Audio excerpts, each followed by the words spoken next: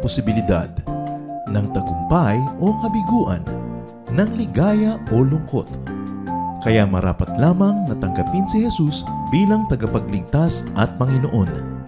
At matapos yun ay panariwain ang katapatan at paglapit sa Kanya bawat araw o day by day. Ang day by day ay naglalayong umalalay sa pang-araw-araw na pamumuhay.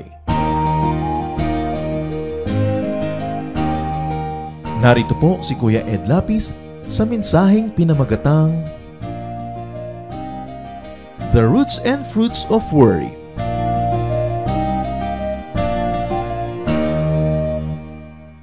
Maganda ang layunin ng Diyos. Gusto niya na tayo ay maging masaya, mapayapa, masagana. Subalit, maraming sagabal para ito ay maganap. Ang tao ay nagkasala, nagkaroon ng espasyo si Satanas sa buhay ng tao para makapanira. Kaya marami pong mga kasiraan, maraming crack ang buhay na dapat naman ay maayos sa pamamagitan ng kapangyarihan ng Panginoon. Isa sa malalaking cracks sa buhay ng tao, ang pagiging sobrang mamomroblema. To become warriors. Kung inyo pong susuriin ang inyong sarili at pipili lang kayo sa dalawa, and you're going to identify yourself, are you a warrior or not a warrior? Isang magandang katanungan. Ano po ang ating classification?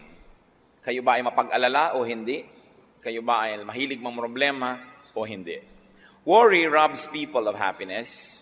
Worry robs people of peace, even of the essence of life, even though at times, and many times, in fact all the time, worrying does not really solve anything. What is the difference between being responsible and being worrisome na maging mapag-alala?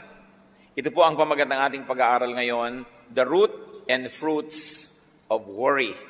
Kung ano mga pinag-uugatan at nagiging bunga ng sobrang pamomroblema at pag-aalala. Salamat po, Panginoon, sapagkat maaari kaming lumapit sa inyo. Salamat po na hanggang sa kalit-liitang sulok ng aming buhay kayo interesado. At meron po kayong nakalaang pagpapala sa bawat bahagi, bawat panahon ng aming inilalagi dito sa mundo. We reject, rebuke, and drive away in the name of Jesus any presence and any work of evil in our midst. We place ourselves under your custody, under your protection, under your loving care, O God. May you do your will, and may only your will be done in our midst right now. Panginoon, lubusin niyo po ang inyong tagumpay. Be victorious in our lives. Be victorious in this activity. Sit on your throne of power. Preside over this event. And let your will be done in our midst. Use your servant only as an instrument of your goodness, but let your mouth be the source of all the words that we will partake of. Let your throne be the source of all the grace that will flow into our lives. Paging dapatin nyo kaming tumanggap ng pagpapala. Ayaw namin na makipagniig sa inyo at pagkatapos ay wala kaming maiuwing pagpapala. Samahan niyo po kami at kayo po, Panginoon, ng siyang manguna.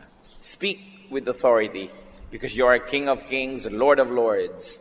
And speak, Lord, so that as we hear your words, we get healed, we get strengthened, and we become more and more like your Son, Jesus. We ask you, Father, let your grace abound in our midst. In the name of Jesus, your Son, we pray. The root and fruits of worry. Why should we worry? And what should we not worry about? At yan po ang ating unang pag-uusapan, what not to worry about. Matthew 6:25, therefore I tell you, do not worry about your life, what you will eat or drink, or about your body, what you will wear. Napakahalaga po na damnamin natin ang kahulugan ng mga salitang ito. Ang Panginoon ang nagsasabi nitong Matthew 6, buong chapter 6. At sabi niya, therefore I tell you, do not worry about your life, what you will eat or drink, or about your body, what you will wear. So do not worry about food and drink. Do not worry about clothes. In other words, do not worry about basic needs. Ano po ang dahilan? Why may we not worry? Because God knows you need this. Because God cares for you more than you care for yourself, and because God will provide. Matthew 6:26, in the same chapter, the Lord Jesus says and tells us why we should not become warriors. Look at the birds of the air. They do not sow or reap or store away in barns, and yet your heavenly Father feeds them. Are you not much more valuable than they? Napakasimple po ng logic. Sa katunayan, ito na yata ang isa sa mga pinakamadalas na i-quote natin na verse. Sapagkat sabi nga ng matatanda, ang paalalay gamot sa taong nakalilimot, dahil kahit na gaano karaming beses na pinag-uusapan at pinag-aaralan, itong mga bagay na ito, ang nagiging ending pa rin, the people of God are warriors. Lagi pa rin nag-aalala, lagi pa rin namamroblema. Matthew 6:28-30. And why do you worry about clothes? See how the lilies of the field grow, they do not labor or spin. Yet I tell you, not even Solomon in all his splendor was dressed like one of these. If that is how God clothes the grass of the field, which is here today and tomorrow is thrown into the fire, will He not much more clothe you, O you of little faith? Sabi, bakit nag-aalala ka sa iyong susuotin? Ang mga damo ba gumagawa ng tela, nagtatahi ng damit? Pero hindi. Pero si Solomon, kahit ang yaman-yaman niya at pinagpala ng Diyos, kahit kailan, hindi nakapagbihis ng kasing ganda ng pananamit ng mga damong ito. Tamang-tama ang kulay, tamang-tama ang blending, ang harmony ng design. Sabi niya, kung yung damong buhay ngayon, bukas lanta na at sinisigan na lamang, dinadamitan ng maganda, ikaw pa kaya, taong maliit ang pagtitiwala. So do not worry about these things, and also do not worry about the future. Again, in chapter 6 of Matthew, verse 34, therefore do not worry about tomorrow, for tomorrow will worry about itself. Each day has enough trouble of its own.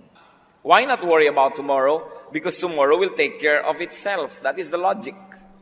Pero kahit ilang beses na nating nadinig ito, sasabihin, ang dami beses ko nang nadinig yan sawang-sawa na ako marinig yan. Ang itatanong ko, napatigil na po ba kayo mag-alala? Sa ilang beses nating nadinig ito. Kaya dapat madinig pa ulit-ulit. Sabi, huwag mong alalahanin yung bukas. Yung bukas, poproblemahin niya ang kanyang sarili. In other words, the Lord is saying, I am here today. Don't worry about tomorrow, because when tomorrow comes, I'll be there as well. Because I am the Lord of yesterday, today, and tomorrow. Marami po sa atin ay hindi tayo nag-enjoy sa buhay kasi yung ibinibigay na grasya ng Diyos para ngayon, pinaghahati natin. Kalahati para ngayon, at kalahati para bukas na inaalala na natin ngayon pa lang. Samantalang yung bukas, pagdating niya, may kasama siyang sariling grasya para sa kanya. May sarili siyang pagpapala na kasabay niyang darating. Pero dahil yung pagpapala ngayon na dapat sanay ngayon at kasya para sa ngayon ay pinaghahati natin dahil nag-aalala na agad tayo bukas. At pagdating naman ng bukas yung darating na grasya, hahatiin mo na naman para sa makalawa kahit kailan hindi na tayo titigil mag-alala. I like to be very emphatic that the Lord does not teach us not to plan. Pinupuri nga ng Bible yung langgam na marunong magplano para sa darating na tag-ulan, nag-iimpok na daw ng pagkain. So you may plan. You may even want to save. You may want to be very detailed about how you want to spend your retirement. But the point is, after you have done the planning and after you have done what you could, stop worrying. Because even if you worried, there is nothing that you can do to control the outcome of what may happen still. Ang inaalis ng Diyos sa atin yung walang kwentang pag-aalala. Hindi niya inaalis yung maging responsable. Hindi niya inaalis yung maghanda, magplano. Pero kung nagtanim ka ngayon tapos hindi ka makatulog buong gabi dahil iniisip mo kung tutubo yung itinanim mo, it will not help the plant and neither will it help you. So just do what you can and trust that the Lord loves you, that the Lord likes to bless your work, and go on with life with peace and in peace. What else do you not worry about? Do not worry about what you cannot do, what you cannot accomplish. Yan nga po yung binabanggit natin. Kaya nyo ba na palabasin ang ugat mula sa buto ng isang halaman matapos yung maitanim ito? No. Pero kaya nyong itanim? Yes. So, yan ang alalahanin nyo, itanim. Kaya nyong diligan? Diligan. Kaya nyong bunutan ng mga damo? Bunutan ng damo. Pero hindi nyo kaya, huwag nyong papelan kasi mahihirapan lang tayo lahat. Kaya nating payuhan ang ating mga anak. Payuhan. Kaya natin silang bigyan ng magandang halimbawa, bigyan. Pero para mag-alala tayo ng mag-alala kung sinong mapapangasawa nila, kung anong gagawin nila sa buhay, magiging mabuti ba sila o masamang tao, useless. Just do your best. Ang sabi sa Bible, train up a child in the way he should go, and when he is old, he will not depart from it. So do your activity in the right time. When the child is young, teach. And then, sit back and relax at anihin ninyo ang bunga ng mabuting pagiging magulang at ng mabuting pagpapalaki ng anak. Generally speaking, pag pinalaki mo ng mabuti, generally speaking, magiging mabuti rin yung tao. Sobrang exceptional pagka hindi pa naging mabuti yan. Tapos sasabihin pa ng iba, bakit naman yung anak ni ganon, pinalaki pa sa Bible school, pinalaki pa sa church, takot-takot na Sunday school at camp at retreat. Ang ginawa, ipinaglilihi pa lang ipinagpe-pray na, nilalay hands pa yung pagkabuntis, yung tiyan itong buntis na ito. Bakit ganyan pa rin ang nangyari? Anong ibig nyo sabihin? Walang napala tayo sa ating pananalangin? Walang naging bunga ang pagtuturo ng Sunday school? Walang naging bunga ang pagpapalaki sa church? Meron! Pero sasabihin nyo, bakit nagkaganon pa rin? Yun nga Kung hindi yan pinalaki sa church, hindi yan tinuruan, hindi yan ipinanalangin, baka nadaig na niyan si Satanas. Kaya yung may nagawa pa rin mali, huwag mo sasabihin na baliwala ang lahat ng pagpapalaki. Dahil sa pinalaki mo pa rin ang tama at nang magagawa mo, na-control pa, nagkaroon pa ng hangganan dahil maring lampas-lampas pa dyan ang pupuntahan niyan dapat. Wala pong mabuting gawa na nasasayang. Walang mabuting pagtuturo ang sasabihin mong nasayang. Sasabihin pa iba, sayang lang ang pagba-Bible study mo, ganyan lang pala ugali mo, tumigil ka ng pagba-Bible study. Sabi siguro, kung hindi ako nagba-Bible study, inilibing na kita ng buhay. Kaya pasalamat ka, nagba-Bible study ako, iniirapan lang kita. Siyempre kasi merong ine-expect ang tao pag malapit ka sa Diyos. Pero kahit kailan mga kapatid, huwag kayong matutuksong isipin na ang gawang kabutihan, ang pagsunod sa Diyos, ay walang bunga. Nakakita lang kayo ng pangit, yung pala dapat mas higit pang pangit yon kung hindi lang na-control nang naitanim nyo ng mabuti. Good is always rewarded. So just do your best. Nagne-negosyo kayo, just do your best. Maging honest kayo sa inyong dealings. Serve your clients well. Give good service. Give good products. Huwag kayong mag-alala sa competition. Yung iba ang kanilang ginagawa ng paraan, paano papatayin yung competition, paano gagawa ng mali, paano gagawa ng foul. Ang gawin nyo lang, just be good. Because your goodness will be your own attractiveness. Hindi nyo kailangang sirain ang inyong kapwa para kayo maging matagumpay. Ang kailangan nyo lang maging mabuti. Don't worry. Luke 12:25-26, who of you, by worrying, can add a single hour to his life? Since you cannot do this very little thing, why do you worry about the rest? Tama nga naman. Sa pag-aalala nyo ba at pagiging mahilig mang problema, sabi ng Biblia, kaya nyong dagdagan 1 oras man lang ang inyong buhay? Hindi. Yung pala, yung kaprasong 1 oras, hindi mo maidadagdag sa buhay mo. Ba't yung iba, inaalala mo palalo? Ang dami-daming pinoproblema. Pastor, meron pong nababalita na meron daw planetang babangga sa Earth. O ano ngayon ang gagawin ko? Lilipad ako sa hangin at haharangin ko ang planeta. Kung ngayon nabalitaan kayong ganyan at hindi ipanalangin nyo at pagkapanalangin, tama na dahil ano magagawa natin kung yung pagkalaki-laking kometang babangga sa Earth? Naku, malapit po tayo sa dagat. Paano po pag magka-tsunami? Kahit naman pumunta ka sa bundok at nabiyak yung bundok at kinain ka, patay ka pa rin. So why worry about these things? But of course, kung minsan magbabakasyon kayo sa tabi ng beach, pipili kayo ng titirhan yung katabi ng tubig o medyo mataas-taas, siguro doon naman kayo pwedeng maging ngayong a good planner. Sabihin natin, doon tayo sa mataas-taas para kung may baha-baha man lang hindi tayong unang-unang tamaan man lang. Magkaroon mo lang tayo ng oras na tumakas-takas. Pipili kayo ng kwarto sa hotel, pinipili nyo man lang sana yung kung meron kayong kakayanan yung mas malapit sa fire exit. O tinitingnan nyo, nasa ba ang fire exit nito? Hindi masama yung ganun, hindi worrying yon. Because you do what you can. Pero yung buong gabi hindi na kinakatulog dahil baka may sunog, hindi na nga natuloy yung sunog, nangayayat na rin kayo, tapos kung natuloy pa, nasunog kayong payat, doble ang pagkalugin nyo. Because warriors lose twice when what they worry about actually happens. Yung pinangangambahan nyo, pag nangyari, 2 beses kayong magdurusa. Nung ini-imagine nyo pa lang at nung nangyari na. Ngayon, kahit hindi yan mangyari, kung kayo warrior, at least minsan na kayo nagdusa. Nung iniisip nyo pa lang. Kaya mahirap yung isip ng isip. Manalangin. At pagkatapos manalangin, ipasa Diyos. Matapos magawa ang kayang gawin ng tao. Do not worry about non-essentials. Those that do not have lasting or eternal value, those that do not have impact on the spirit, pwede natin yang masabing maliit na bagay. Mga kapatid, pagka hindi po mahalaga 5,000 years from now, hindi yun masyado mahalaga. Kaya hindi dapat masyadong alalahanin. Sabi ng Panginoon kay Martha, nung si Martha ay abalang-abala sa paggawa sa kusina because she wanted to serve her guests very well. Luke 10:41, the Lord said to Martha, Martha, Martha. The Lord answered, you are worried and upset about many things, but only one thing is needful. Sabi niya, marami kang iniisip masyado, iha.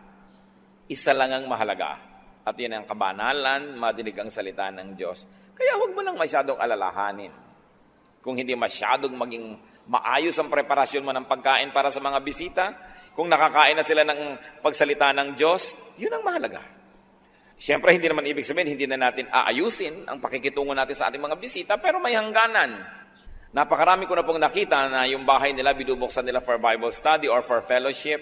Ang lahat na bless, puwera ang may-ari ng bahay. Kasi every 10 minutes, tumatayo, pumupunta sa kusina. Every 5 minutes, magbubukas ng electric fan. Mag-check ng lamig ng kwarto. Ang daming inaasikaso. Hindi masama. Pero tulad ni Martha, sabi ni Lord, maraming bagay ang pinag-aalalahanan mo. Hayaan mo na yan. Isa lang ang tunay na mahalaga na makakain ng salita ng Diyos. Kung ito ang masasakripisyo dahil sa marami mong inaalala, huwag mo lang alalahanin ng mga bagay na yan. Kuminsan pupunta ka sa church pero inaalala mo ito, inaalala mo yun. Ay, hindi yata maganda yung damit ko, hindi yata ito ang gusto kong isuot. Yun ang sinasabing, many things are not needful. What is important is to grow in the Lord. What worry brings about? Ano ang bunga? Pinag-usapan po natin yung puno, yung ugat ng pag-aalala. Ano ang bunga nito? Ano ang naidudulot ng pag-aalala? Matthew 13:22, the one who received the seed that fell among the thorns is the man who hears the word, but the worries of this life and the deceitfulness of wealth choke it, making it unfruitful. Ilang daang libong beses na rin nating nadinig ang verse na ito. Ang pinag-uusapan dito, yung iba't ibang uri ng lupa na nahulugan, nataniman ng buto, ng seed. At dahil iba't iba ang napaghulugan nito at napagtaniman, iba't iba ang nangyari doon sa seed. May tumubo, namatay agad, may tumubo ng konti at maya-maya, tsaka pa lang siya namatay. Meron namang tumubo nga, hindi naman makalaki-laki, at meron namang namunga ng maganda. Sabi, depende sa pinagtaniman. At itong pinag-uusapan natin dito na buto, yung salita daw ng Diyos, napatanim sa puso ng isang tao. Maaaring ang pagiging banal, ang pamumuhay ng makadiyos, napatanim sa puso niya at gusto niyang gawin. O ang paglilingkod sa Diyos, ang ministry, napatanim sa puso niya, gusto niyang gawin, ginagawa niya. Pero, nagtubuan yung mga kotak-kotakot na mga dawag at mga damo at mga tinik, mga siit. Natalo yung halaman. Buhay nga, pero hindi naman namumunga. So ikaw, nagpasya ka na maging makadiyos, tapos naging maalalahanin ka na naman, teka, kung magiging makadiyos lang ako, kung hindi ako gagawa ng ibang paraan, paano ako yayaman? Sabi that the deceitfulness of wealth, choke it. Paano ko yayaman? Paano ko maa-afford ang mahal na mga school para sa aking mga anak? Paano ko sila maibabakasyon sa Palawan, sa Bohol, sa Baguio? Paano ko ibibili ko ang asawa ng mga hikaw na umiilaw-ilaw na parang traffic light? Paano kami magkakakotse? So ngayon, yung naging determination mo na, naging makadiyos, itatapon mo na naman dahil I have to make compromises. Kailangan akong gumawa ng paraan eh. At yun namang mga nagpasya na maglilingkod sa Diyos, biglang nag-isip na naman, kung lagi na lang ako maglilingkod sa Diyos, nababawasan ang oras ko para sa sideline.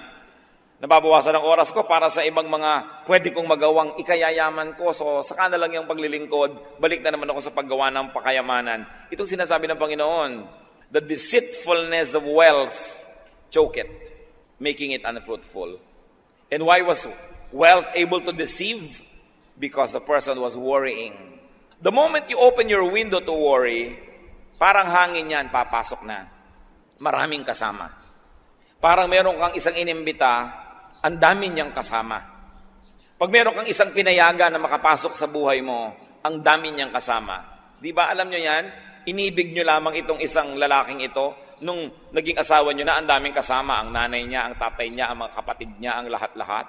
Inibig nyo lang itong babaeng ito, yung pala kayo magpapakala ng mga kapatid niya pagkatapos. Kasi nung pumasok siya sa buhay nyo, ang dami niyang kasama. Kaya iniingatan natin kung sino pinapapasok sa buhay natin. Pag pinapasok po natin sa ating isip at puso ang pag-aalala, marami rin siyang kasama.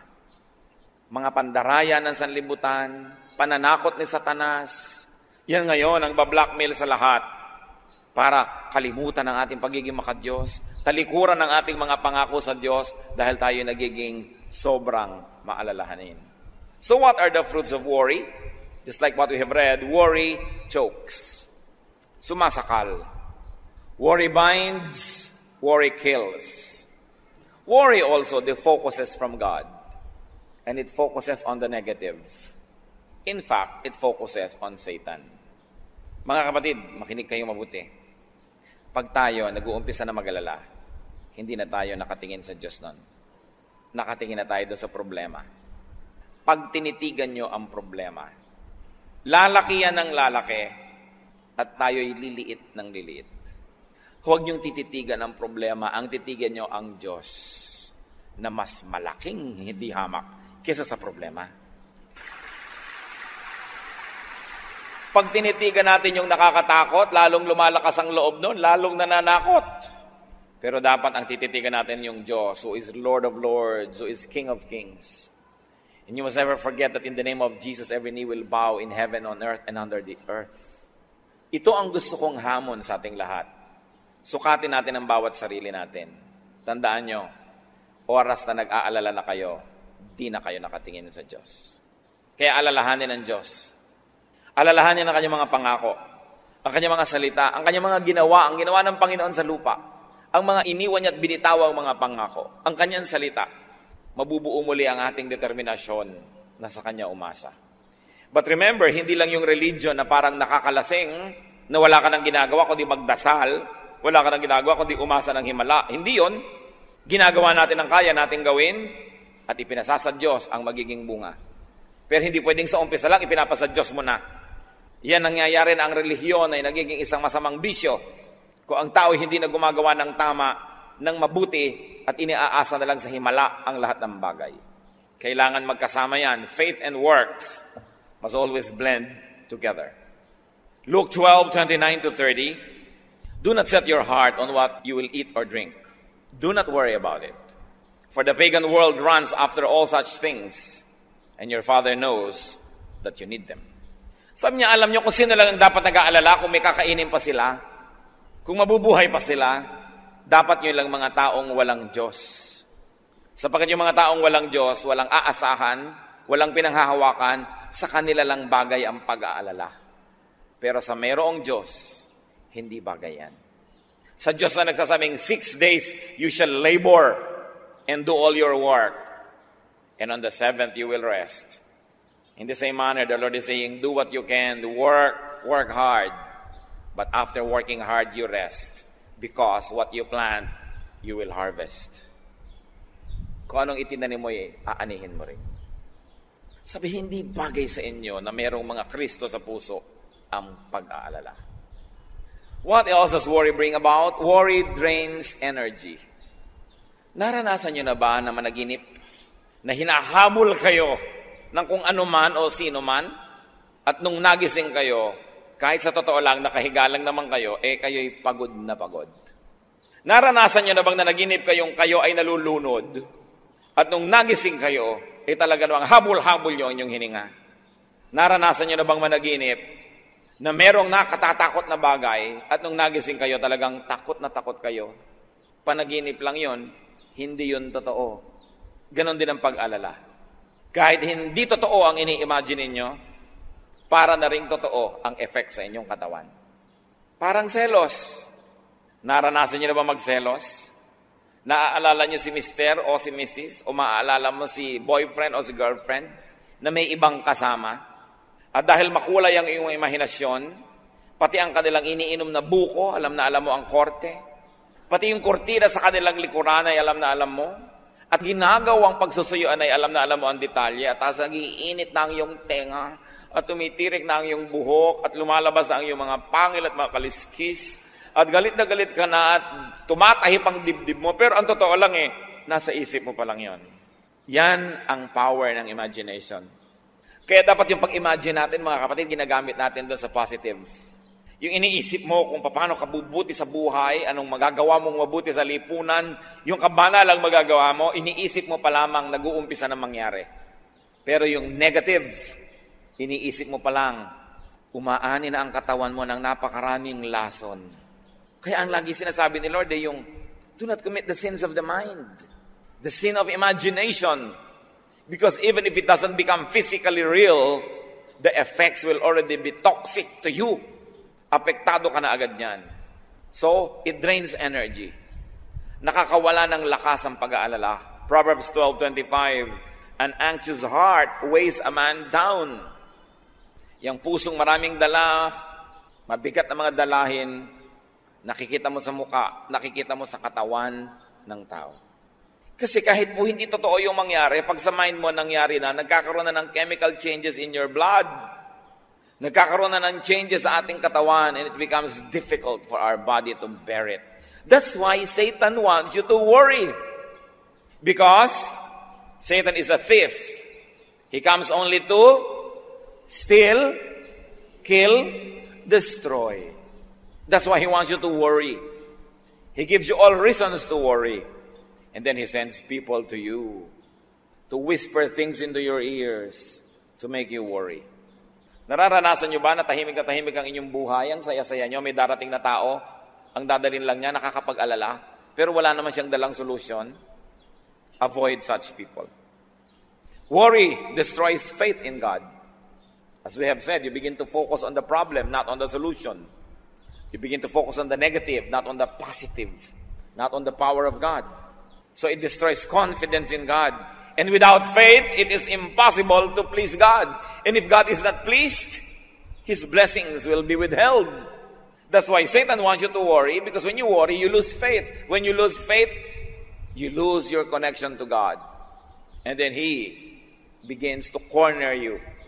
And he begins to play with your life. That's why Satan wants you to worry.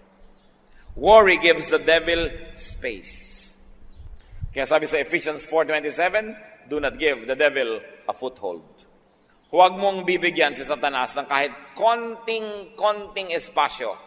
Dahil makakagawa siya ng paraan na pag nakapasok na siya sa iyong puso, palakihin ng espasyo na yun. And worry gives the devil a foothold. How not to worry then? Paano? Jeremiah 17:7-8. But blessed is the man who trusts in the Lord, whose confidence is in Him. He will be like a tree planted by the water that sends out its roots by the stream. It does not fear when heat comes. Its leaves are always green. It has no worries in a year of drought and never fails to bear fruit. What is the way to blessedness? Sinasabi dyan, trust in the Lord. Why do we worry? Because we trust in ourselves and we know that we ourselves cannot be that powerful to contain and to solve our problems. Why do we worry? Because we trust in other people. Then, the complicating worry is, what if those people left us? What if they do not come on time? What if they fail us? Then you worry. We worry because we trust in things. We say, I am okay because I have a lot of money. We are okay because we have a good house. Because we have this, because we have that. So what is the complicating problem? Hindi ka natitigil magbantay ng kayamanan mo, ng bahay mo, ng bagay mo, kasi doon ka na nakaasa. Nakaasa ang iyong prestige sa magandang kotse, kaya konting gasgas lang, pinaproblema mo na. Ang layo-layo sa bituka. Nakikipag-away ka dahil nagasgasan yung kotse mo. Dahil ano ba yun? Inaasahan mo na yun na magbibigay ng ningning sa iyong pangalan? Kasi kung sinasabi mo lang, ito ang magbibigay sa akin ng transportasyon so that I could travel from point A to point B, ano ba naman konting bangas dyan, konting ukad dyan, basta't umaandar ka at safe ka. Pero dahil siguro marami kang ibang inaasahan na ibibigay sa iyo ng ganda nun, kaya ka ngayon na problema. May dumaan lang na konting tricycle, nakatingin ka, baka magasgas ang kotse mo. Kaya nakikita mo, mga taong barong Tagalog pa daw, naka-Amerikana, halos magbakbakan doon sa isang kanto at yung nakahambalang ang sasakyan nila, inabala nila ang buong syudad dahil nagkagalusan ng konti. Hindi pa tinamaan ang katawan nun, kotse pa lang, nagpapataya na. Ano pa kung yung kamay niya ay nadurog? Marami kasi tayong ginagawang at minamanufacture na problema. Kanino po ba tayo nagtitiwala? Pag ipinagtiwala nyo na ang ligaya nyo sa buhay sa isang tao, kahit pa asawa nyo yon, anak nyo yon, magulang nyo yon, at siya na ang pinagtitiwalaan nyo, magbibigay sa inyo ng mga kailangan nyo at kaligayahan at lahat-lahat, ano nangyayari? You become possessive. Kaya yung taong walang iniibig, tapyapa ang buhay. Subukan yung mainlove at napakarami kayong magiging worry, nag-aalala kayo, nagseselos kayo. Mapatingin lang sa iba, nag-aalala na kayo. Kung ano-ano na, kaya kung ano-anong operasyon na ang ginagawa sa mukha dahil tingin ng asawa sa iba.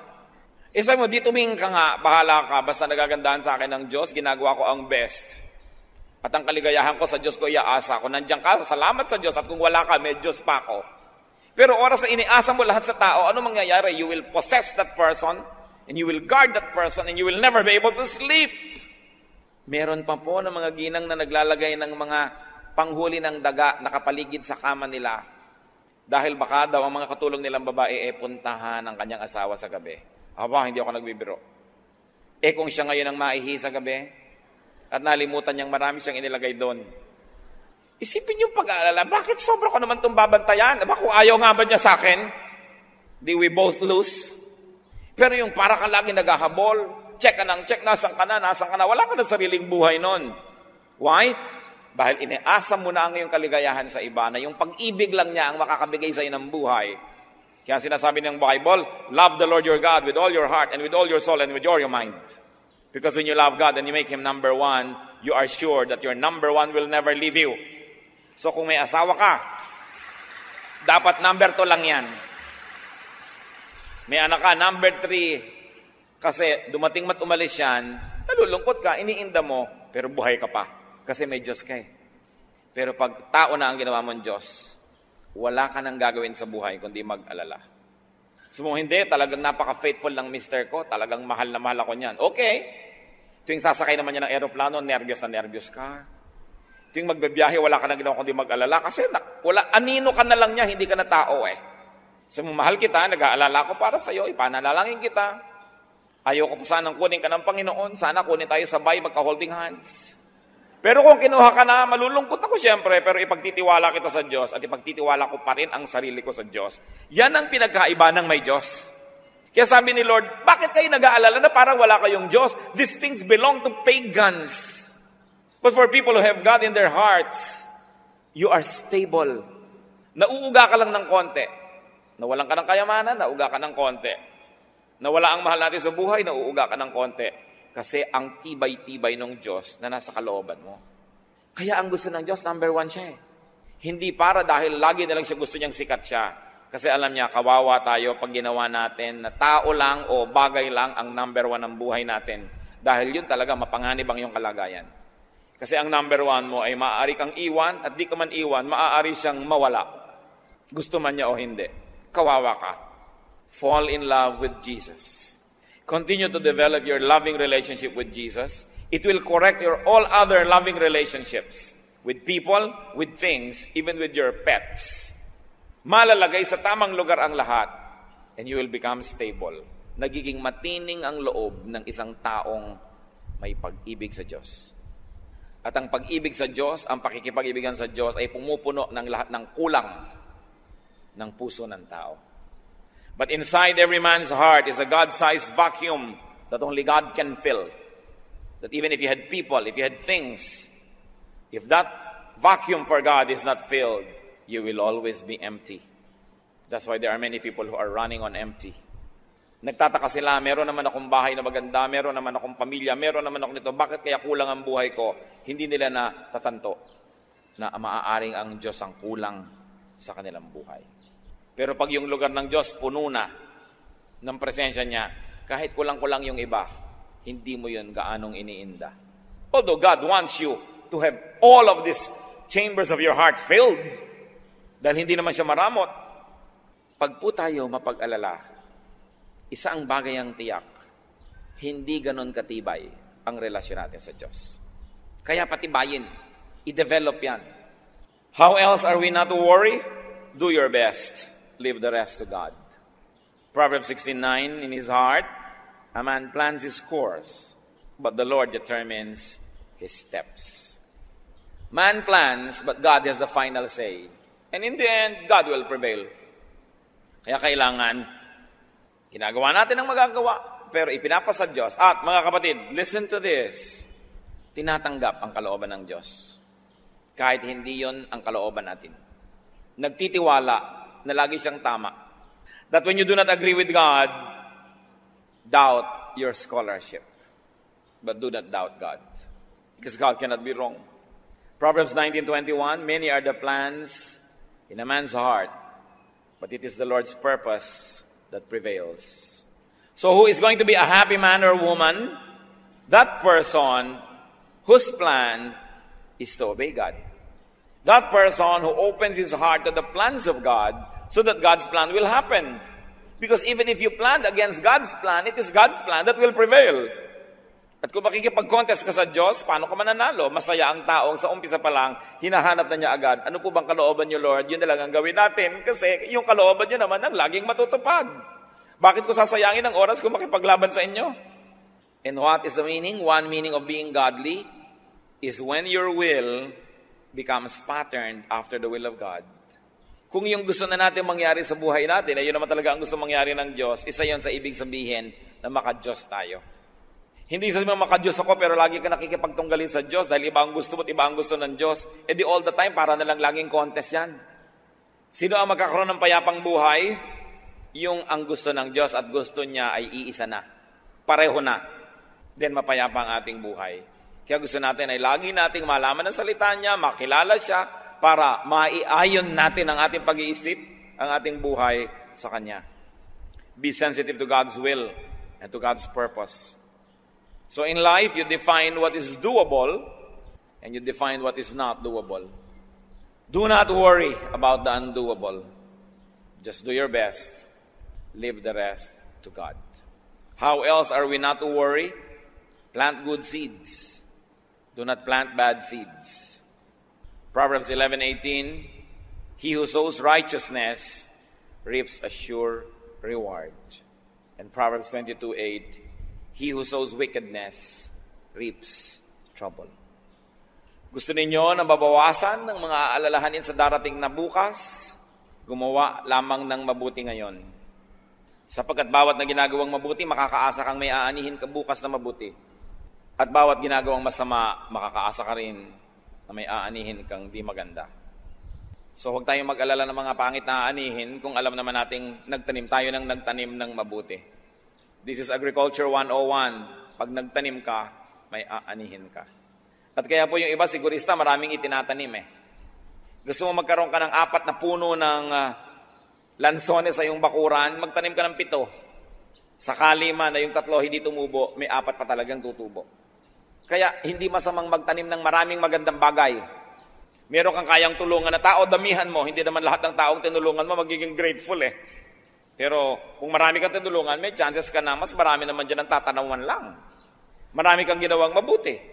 Pero tandaan ninyo, ang ginagawa ng masama, lahat yan gaganti. Liban na lang na born again. Kaya ipanalangin nyo ma-born again lahat ang ginawa nyo na masama. Dahil kung hindi, walang inaantayan kundi pagkakataon na gantihan ka.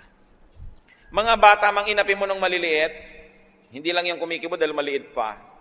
Pero tatandaan niyo mga kapatid, sa bawat tiktak ng orasan, sa bawat pagsikat at paglubog ng araw, kayo'y papahina at sila'y papalakas.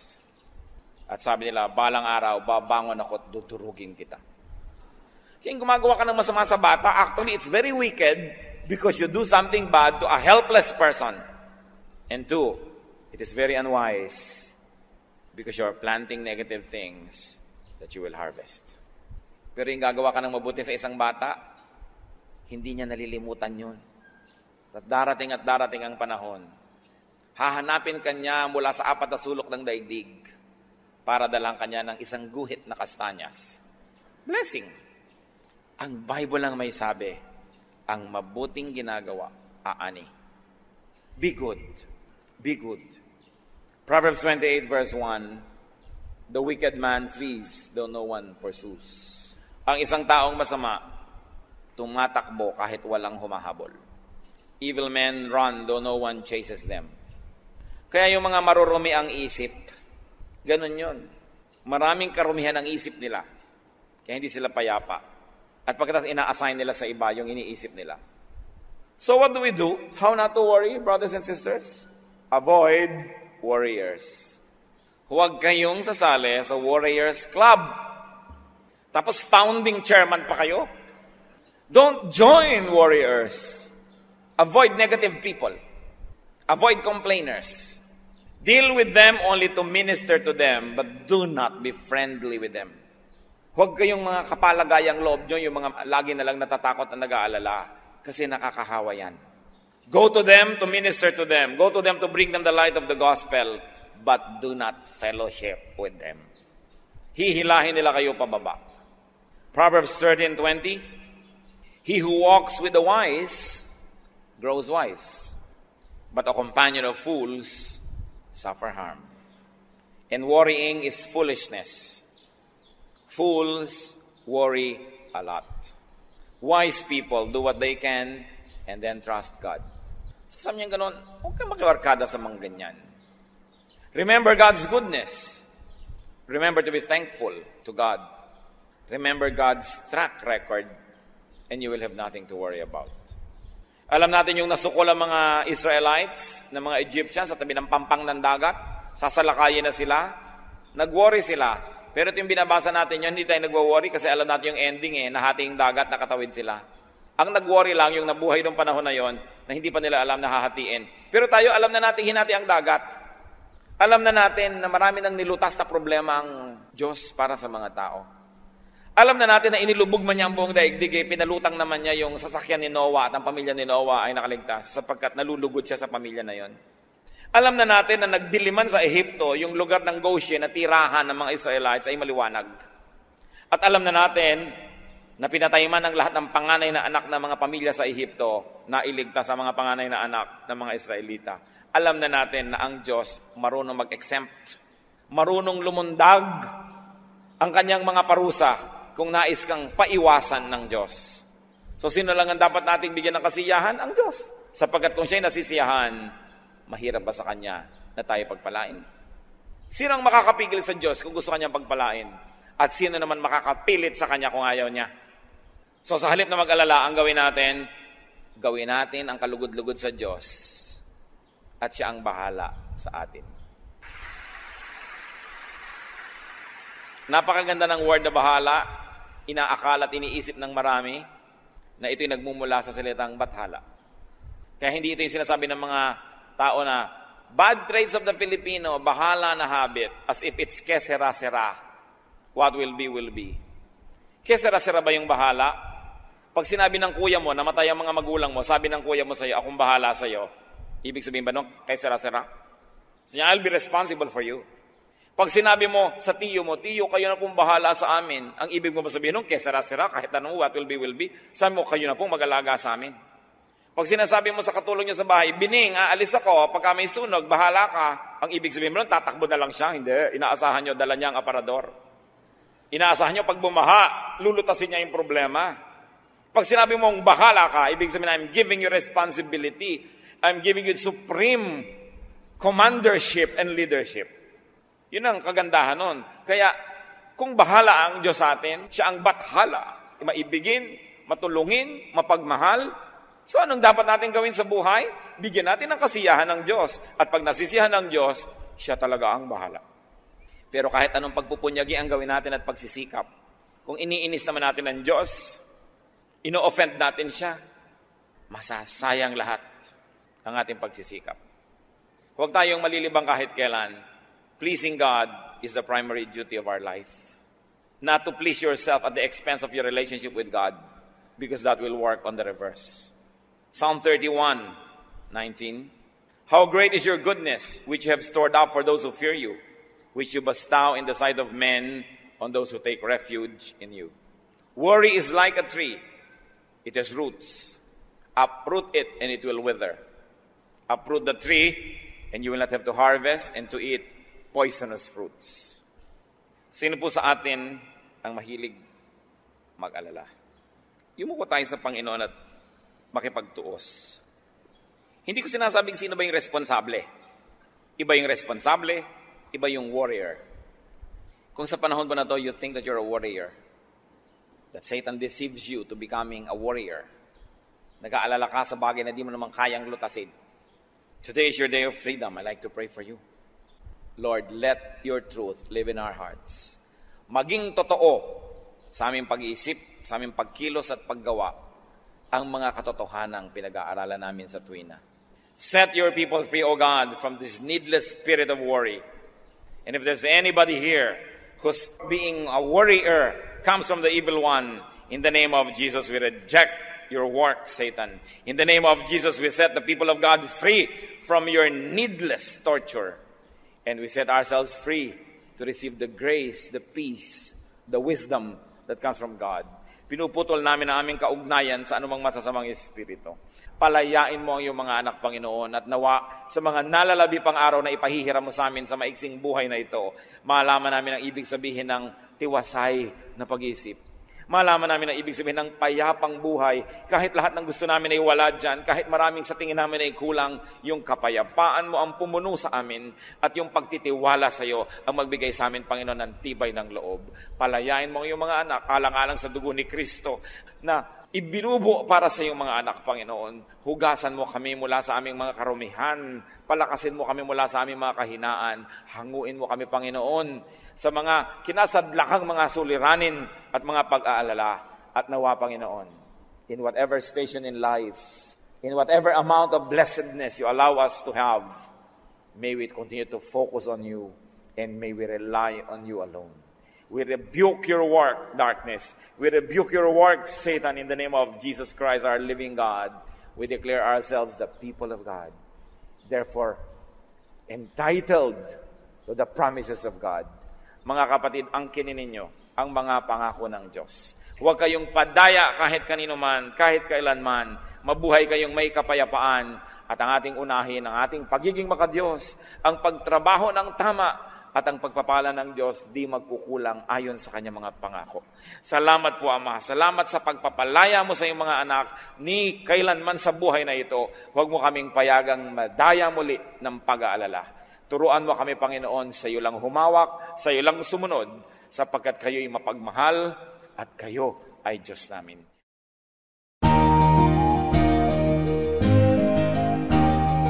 Ang katatapos pong mensahe ni Kuya Ed Lapiz ay pinamagatang The Roots and Fruits of Worry.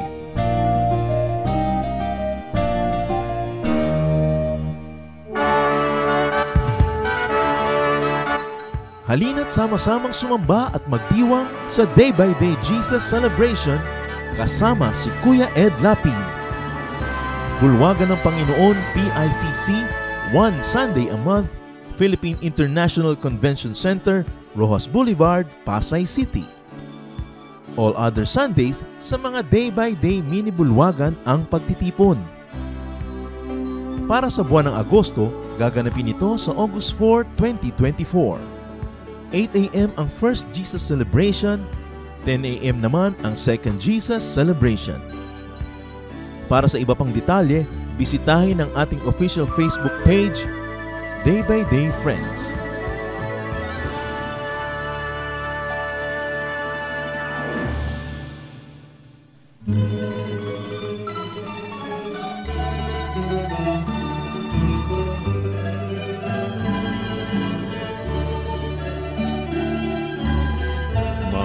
Gawa niyo sa aming buhay, tuwin ay naaalala. Kayo'y laging tapat na tunay, puno ng pagpapala.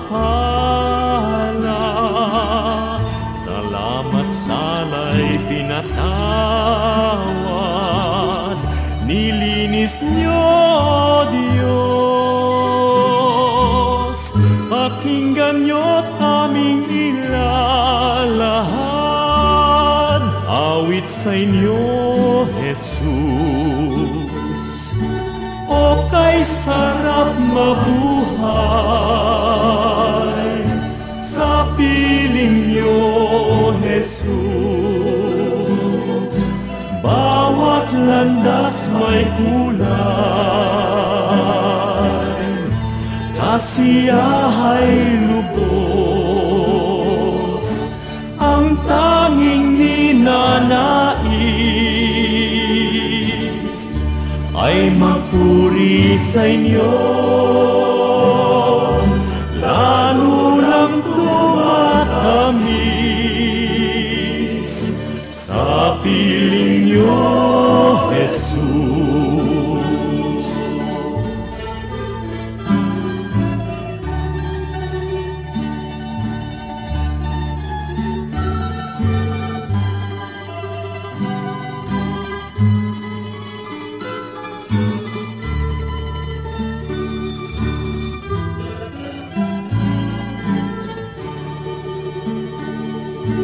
O kay sarap mabuhay sa piling niyo, Jesus. Bawat landas may kulay, kasiyahay lubos, ang tanging ninanais ay magpuri sa inyo, lalo lang tumatamis sa piling niyo, Jesus. Bawat hakbang ay mayroong awit, bawat pintig ng puso, mga himig na makalangit sa damdami bugso. Lumipas man ang aking buhay, awit di matapos, sa langit man ay iaalay, pakinggan niyo, Jesus. O kay sarap mabuhay sa piling niyo, Jesus. Bawat landas may kulay, kasiyahay lubos, ang tanging ninanais ay magpuri sa inyo, lalo lang tumatamis sa piling niyo, Jesus. Lalo lang tumatamis sa piling niyo,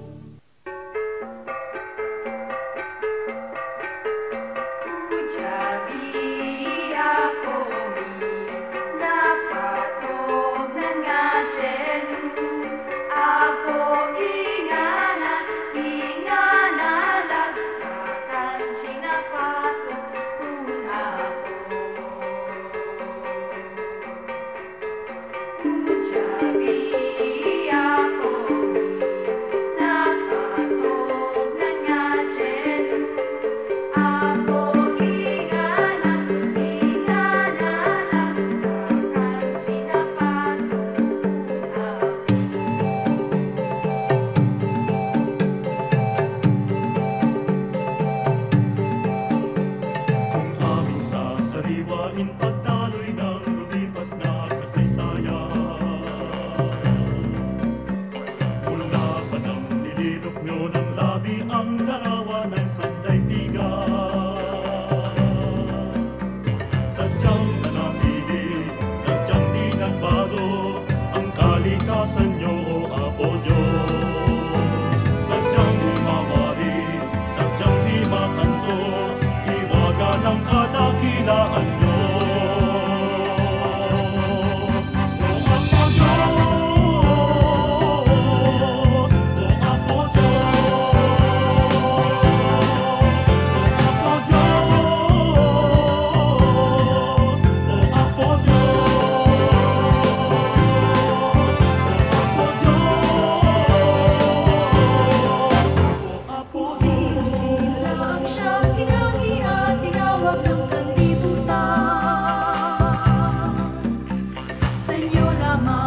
Diyos, patas ang langit at ang diwa ng kalikasan.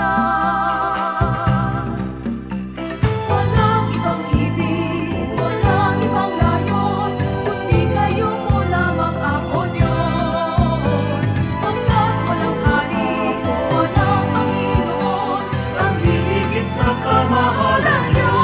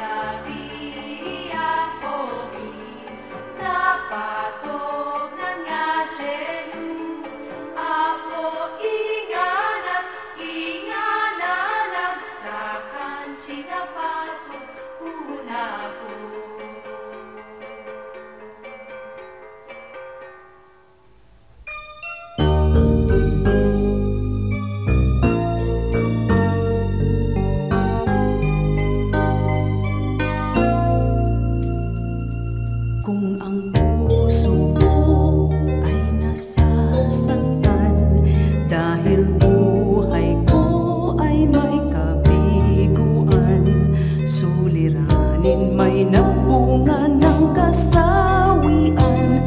O Jesus, ikaw ay laging nandyan. Kung nagkamali't nagkasala man, ang patawad mo'y laging nakalaan. Kung ang kapwa ko sa akin nagkasala man, ang patawad ko kaya'y ilalaan. Ang kabaitan mo ay dapat kong tularan sa buhay ko. Ang kabaitan ko, biyaya ng Espiritu, kabaitan ko.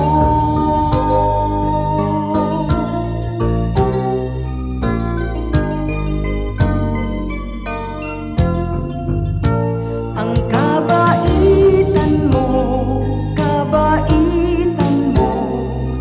ay dapat kong tularan sa buhay ko. Ang kabaitan ko, biyaya ng Espiritu, kabaitan ko.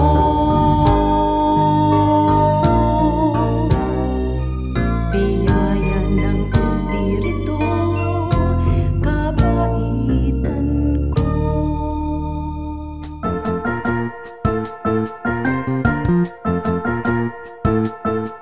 Oras na po para pansamantalang magpaalam ang programang Day by Day. Tayo po'y magsama-sama tuwing ika-6 hanggang ika-7 ng umaga, araw-araw. Magandang umaga po at mabuhay ang Panginoong Hesus!